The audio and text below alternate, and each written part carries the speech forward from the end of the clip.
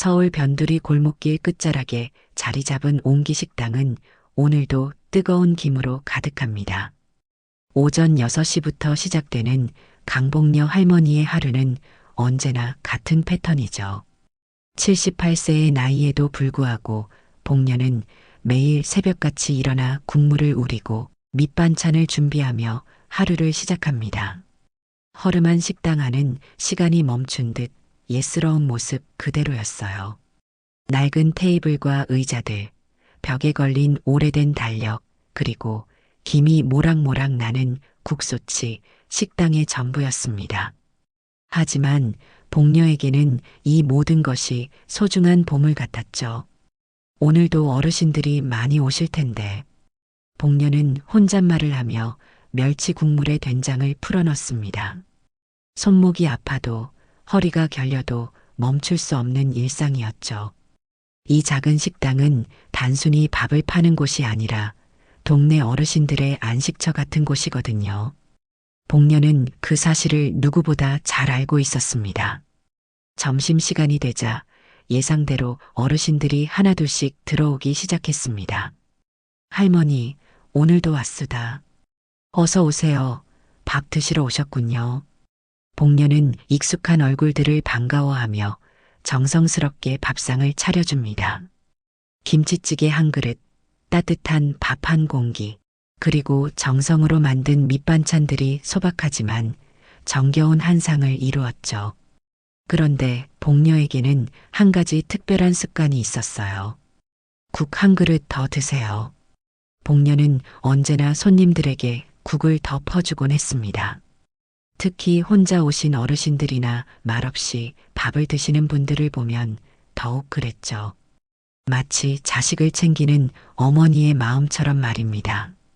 내가 배부르면 뭐해요? 남이 배불러야 행복한 거죠. 이것이 복녀의 인생 철학이었습니다. 남편을 일찍 여의고 혼자 살아온 세월이 벌써 15년. 자식도 없이 홀로 지내는 복녀에게는 식당에 오는 모든 분들이 가족 같은 존재였어요. 한 달 매출에서 월세와 식자재비를 빼고 나면 남는 건 고작 50만 원 정도.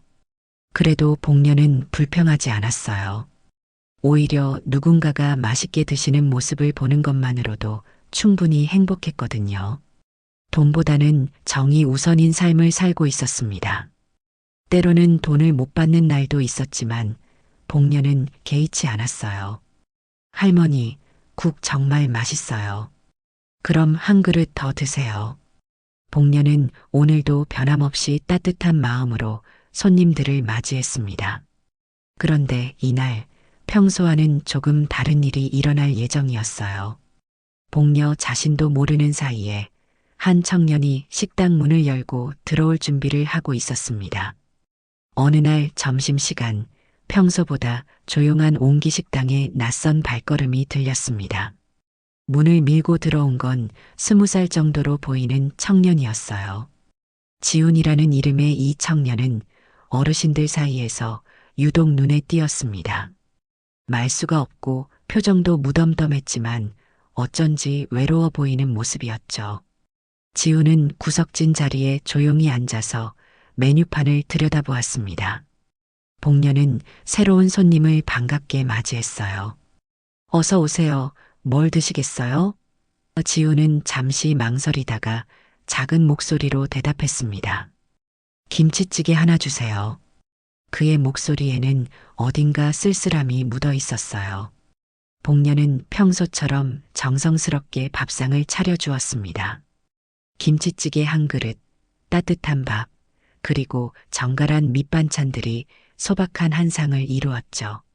지우는 말없이 숟가락을 들고 밥을 먹기 시작했습니다. 하지만 그의 모습을 지켜보던 복녀의 마음에는 어떤 감정이 스며들었어요. 혼자 밥을 먹는 청년의 모습이 너무나 쓸쓸해 보였거든요. 어르신들과는 다른 젊은 사람 특유의 외로움이 느껴졌습니다. 복녀는 그 모습을 보며 자신도 모르게 마음이 아팠어요. 저렇게 젊은 나이에 혼자 밥을 먹는 게 얼마나 쓸쓸할까 싶었죠. 참 국이 모자라네요. 복녀는 부엌으로 가서 국 한 그릇을 더 떠왔습니다. 그리고 지훈의 앞에 조용히 놓으며 말했어요. 혼자 먹는 밥이 제일 쓸쓸하단다. 국이라도 더 먹어. 지훈은 갑자기 고개를 들고 복녀를 뚫어지게 바라보았습니다. 그 순간 지훈의 눈에는 놀라움과 감동이 동시에 스쳐갔어요.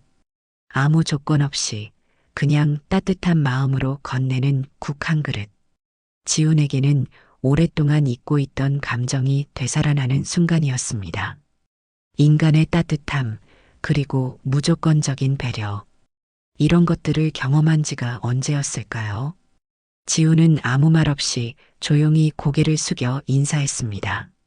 복녀는 그 모습을 보며 흐뭇하게 미소를 지었어요. 천천히 드세요.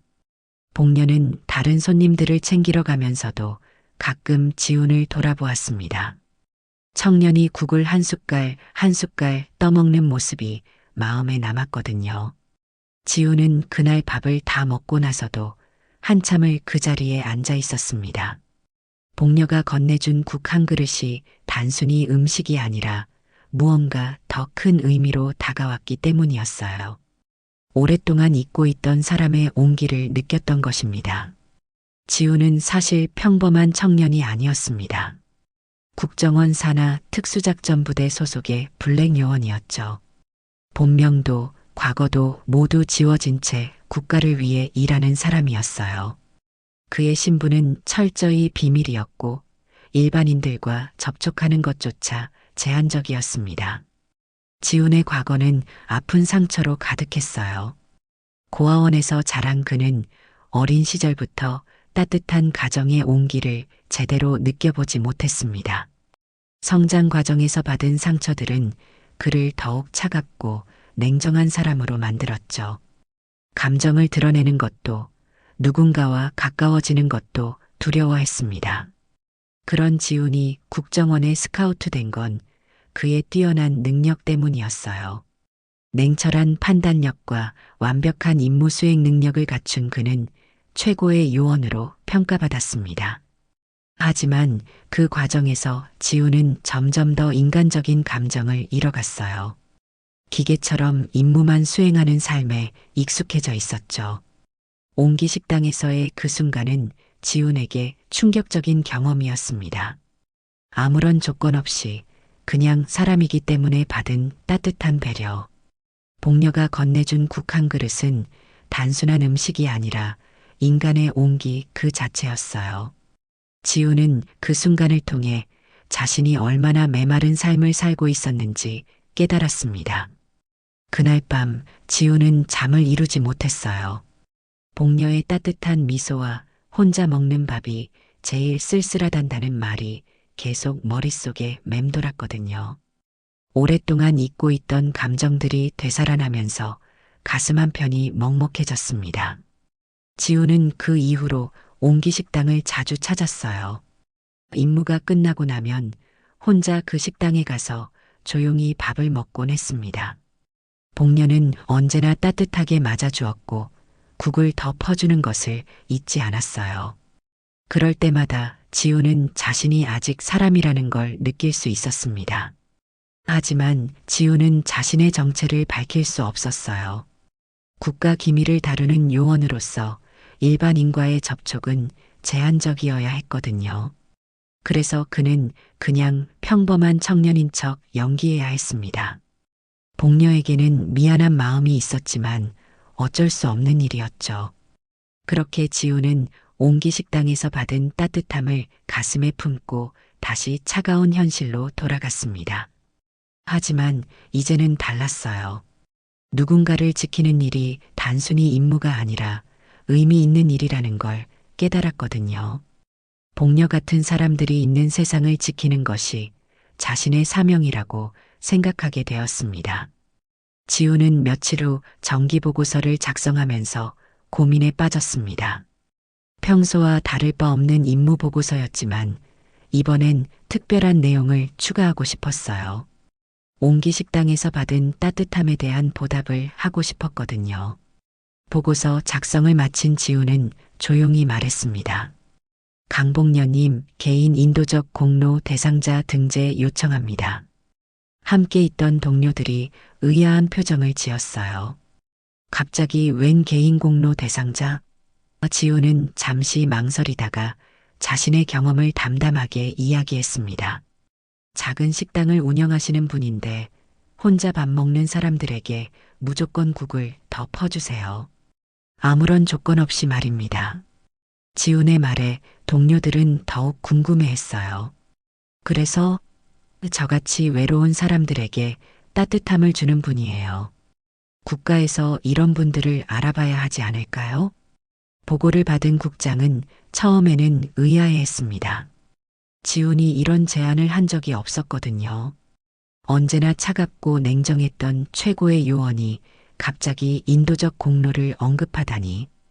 하지만 지훈의 진지한 표정을 보고는 더 자세한 이야기를 들어보기로 했어요. 지훈은 옹기식당에서의 경험을 상세히 보고했습니다. 복녀가 어떻게 손님들을 대하는지, 특히 혼자 오는 사람들에게 어떤 배려를 보이는지 설명했어요. 그분 덕분에 제가 아직 사람이라는 걸 느낄 수 있었습니다. 지훈의 고백에 국장도 마음이 움직였습니다. 정말 그런 분이시라면. 국장은 잠시 생각에 잠겼어요. 국정원에서 일하는 요원들은 대부분 차갑고 메마른 환경에서 일합니다. 그런 환경에서 인간적인 따뜻함을 느끼게 해주는 사람이 있다는 건 정말 소중한 일이었죠. 국장은 직접 옹기식당의 CCTV 영상을 확인해 보기로 했습니다. 며칠간의 영상을 살펴본 결과 지훈의 말이 사실임을 확인할 수 있었어요. 복녀가 정말로 많은 사람들에게 따뜻한 배려를 보이고 있었거든요. 특히 혼자 오는 손님들에게는 항상 국을 더 퍼주는 모습이 인상적이었습니다. 즉시 추진하겠습니다. 국장의 결정이 내려졌어요. 이런 분이야말로 우리가 지켜야 할 사람이고 또 감사해야 할 뿐이죠. 그리고 특별한 지시가 내려졌습니다. 2주 후 감사 방문을 시행하겠습니다. 전면 차량 확보하고 최고 수준의 예우로 진행하세요. 지훈은 자신의 제안이 받아들여진 것을 보고 안도했습니다. 복녀에게 받은 따뜻함을 이렇게나마 보답할 수 있게 되어서 기뻤어요. 동시에 국가기관이 이런 소소한 선행에도 관심을 갖는다는 것에 자부심을 느꼈습니다.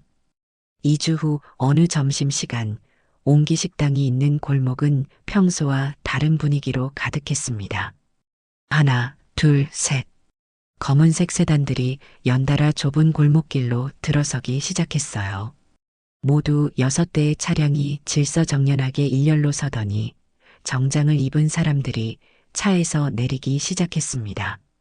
동네 사람들은 무슨 일인지 궁금해하며 창문 너머로 내다보았어요. 저게 뭐야? 경찰도 아니고 옹기식당 쪽으로 가는 것 같은데? 평소 조용하던 골목에 이런 일이 일어나자 사람들은 걱정과 호기심이 뒤섞인 표정을 지었습니다. 복녀는 식당 안에서 점심 준비를 하고 있었어요. 오늘도 어김없이 어르신들이 오실 시간이 다가오고 있었거든요. 그런데 갑자기 밖이 시끄러워지더니 누군가 식당 문을 노크했습니다. 잠깐만요. 지금 열어드릴게요. 문을 열고 나온 복녀는 깜짝 놀랐어요. 정장을 입은 사람들이 식당 앞에 일렬로 서 있었거든요. 그 중에서도 가장 앞에 선 사람이 복녀를 향해 정중하게 인사를 했습니다. 안녕하세요, 강복녀님. 국정원에서 나왔습니다. 복녀는 상황을 이해할 수 없었어요. 국정원이요? 제가 뭘 잘못했나요? 걱정스러운 표정으로 물어보는 복녀를 보고 국정원장이 미소를 지었습니다. 아니에요. 잘못하신 게 아니라 잘하신 일 때문에 왔습니다.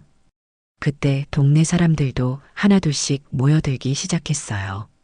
할머니, 무슨 일 있으세요? 괜찮으세요?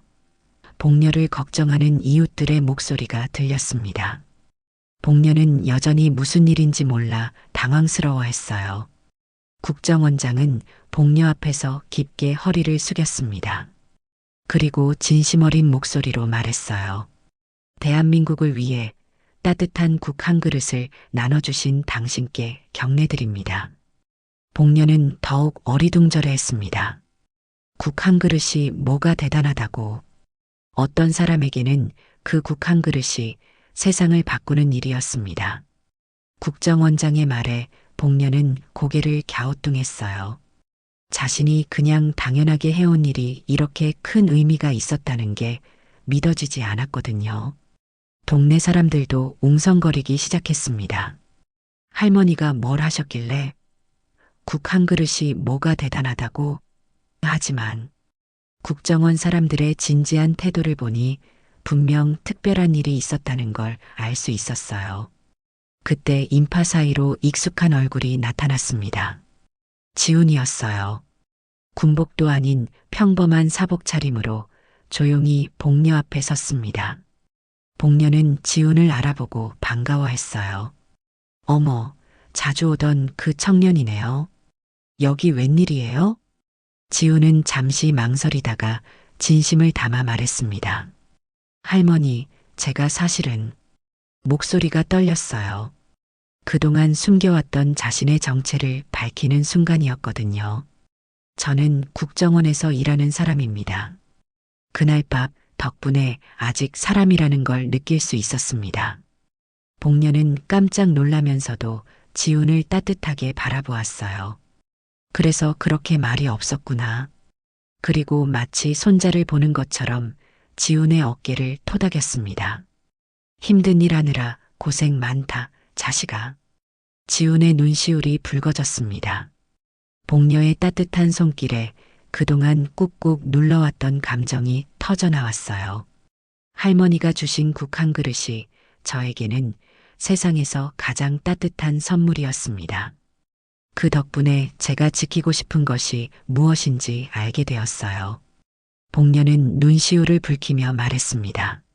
난 그냥 손자 같아서 퍼준 건데 그게 그렇게 큰 일이었다니. 복녀는 자신이 한 일의 의미를 그제서야 조금씩 이해하기 시작했어요. 작은 배려 하나가 이렇게 큰 파장을 불러일으킬 수 있다는 것에 놀라워했습니다. 국정원장이 다시 말을 이어갔습니다. 강복녀님, 오늘부터 국가에서 공식적으로 옹기식당을 후원 대상 1호로 등재합니다. 복녀는 여전히 상황을 완전히 이해하지 못했지만 사람들의 진심 어린 마음은 느낄 수 있었어요. 이런 게 필요 없는데. 복녀는 겸손하게 말했지만 지훈이 고개를 저었습니다. 할머니, 필요한 일이에요. 할머니 같은 분이 계시기 때문에 우리나라가 따뜻한 곳이 될 수 있습니다. 동네 사람들도 점점 상황을 이해하기 시작했어요. 복녀가 평소에 보여주던 따뜻한 마음씨가 이런 결과를 가져온 것이었죠. 할머니, 정말 대단하세요. 우리 동네 자랑이에요. 사람들의 박수 소리가 골목에 울려 퍼졌습니다. 복녀는 여전히 어리둥절해 하면서도 가슴 한편이 뜨거워지는 것을 느꼈어요. 자신이 그냥 당연하게 해온 일들이 누군가에게는 특별한 의미였다는 것을 알게 되었거든요. 특히 지훈 같은 젊은이에게 힘이 되었다는 것이 가장 기뻤습니다. 그날 이후 옹기식당은 완전히 달라졌습니다. 국정원에서는 약속한 대로 다양한 지원을 시작했어요. 식자재 공급, 시설 보강, 그리고 복녀의 건강검진까지 세심하게 챙겨주었습니다. 복녀는 이 모든 것이 꿈만 같았어요. 가장 눈에 띄는 변화는 식당 입구에 걸린 작은 현판이었습니다. 국가 지정 나눔의 식당 -제1호 강복녀. 복녀는 그 현판을 볼 때마다 여전히 믿어지지 않는다는 표정을 지었어요. 자신이 이런 인정을 받을 만한 일을 했다고 생각하지 않았거든요. 하지만 더 큰 변화는 식당을 찾는 사람들이었습니다. 예전처럼 동네 어르신들만 오는 게 아니라 젊은 공무원들과 정장을 입은 사람들도 찾아오기 시작했어요. 특히 지훈과 같은 부서에서 일하는 사람들이 자주 들렀습니다. 할머니, 오늘도 국 한 그릇 더 주세요. 새로운 손님들도 복녀의 특별한 서비스를 알고 있었어요. 복녀는 여전히 변함없이 국을 더 퍼주며 따뜻하게 맞아주었습니다. 그럼요, 많이 드세요. 일하느라 고생이 많으시죠. 어느 날은 정복을 입은 젊은 군인들이 줄을 서서 기다리고 있었어요. 복녀는 그들을 보며 마음이 짠했습니다. 다들 어린 것이 나라 위에 고생이 많다. 복녀는 그들에게도 평소처럼 국을 덮어주며 밑반찬까지 더 많이 챙겨주었어요. 지훈도 여전히 자주 찾아왔습니다. 이제는 신분을 숨기지 않아도 되어서 복녀와 더 편하게 대화할 수 있게 되었어요.